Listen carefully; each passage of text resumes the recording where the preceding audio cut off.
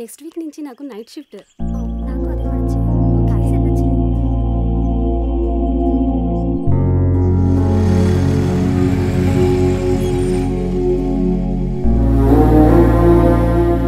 Hi Shri. Next weekend మళ్ళీ కలుద్దాం. Sure. Okay bye.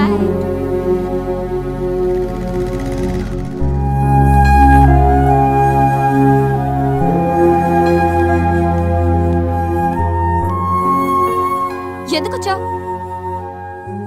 ఎప్పుడొచ్చావని అడుగుతావు అనుకున్నానమ్మా. మొన్నే కదా డబ్బు పంపించాను, మళ్ళీ ఏంటి? నేను వచ్చింది డబ్బుల కోసం కదమ్మా. 2 రోజులుగా నీ సెల్ ఫోన్ స్విచ్ ఆఫ్ అయింది. ఏమైందో అని కంగారు పడి వచ్చాను. అయినా కంగారు పడాల్సిన అవసరం ఏంటి? నేనేమైనా చిన్నపిల్లనా? ఆడపిల్లవు కదమ్మా, అందుకే కాస్త కంగారు. నేను సంపాదించే శాలరీలో సగం పైగా మీకే పంపిస్తున్నాను, ఇంకా ఎందుకు కంగారు? అయినా నా బతుకు నన్ను బతకనివ్వరా? కంగారుతో వచ్చావా లేక అనుమానంతో వచ్చావా? ఆహా, అనుమానంతో కదమ్మా, కన్న ప్రేమ. నువ్వు ఎంత సంపాదించినా, ఎంత పెద్దదానివైనా మాకు కూతురువే, చిన్నపిల్లవే. జాగ్రత్తమ్మా. నీ మనసు బాధ పెట్టుంటే క్షమించు. అమ్మ నీ కోసం ఇవి పంపించింది, తీసుకోమ్మా. సర్లే.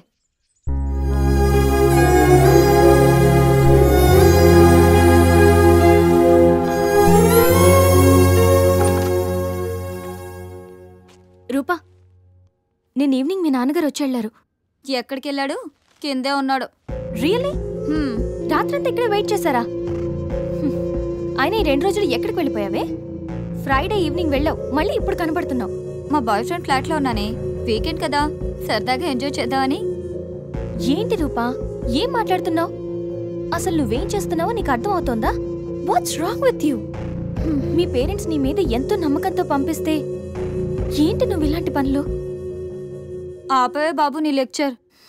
ఇప్పటి వరకు కింద మా నాన్న బుర్ర తిన్నాడు, ఇప్పుడు నువ్వు స్టార్ట్ చేసావా? లైట్ తీసుకో. డిగ్రీ వరకు పేరెంట్స్ అండ్ ఫ్యామిలీ రిస్ట్రిక్షన్స్, ఆ తర్వాత ఎవడో ఒకడు పెళ్లి చేసుకుంటాడు, వాడి రిస్ట్రిక్షన్స్. ఇంకా మనకి ఫ్రీడమ్ ఎక్కడుంది? మన గురించి మనం ఆలోచించుకున్న టైం ఏది?